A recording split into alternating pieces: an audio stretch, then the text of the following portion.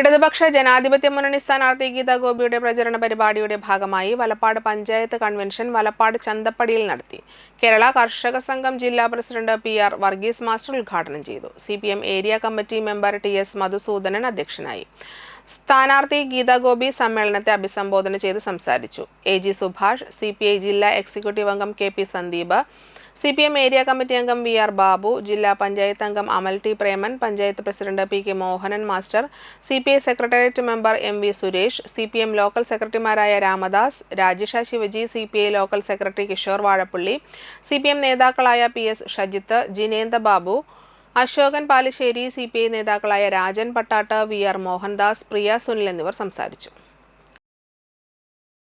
ഇവിടുന്ന് തിരഞ്ഞെടുക്കപ്പെട്ട ആ സിനിമാ നടന് പാർലമെന്റ് മെമ്പറായി ജനങ്ങൾ ഒരു വിഷയവും കൈകാര്യം ചെയ്യാൻ അറിയാത്ത അങ്ങനെ ആളുകളെ പൊതുവേദിയിൽ പറയാൻ പാടുമെന്ന് എനിക്കറിയില്ല.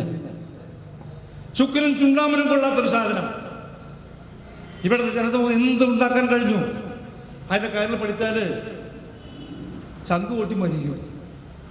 ഒരു മനുഷ്യനെ ജയിപ്പിച്ച് വിട്ടിട്ട് 1.5 കാശിൻ്റെ കാര്യമില്ലാത്ത ചിന്തിക്കാൻ കഴിയുമോ? അവരൊന്നും ഔദാര്യം വേണ്ട.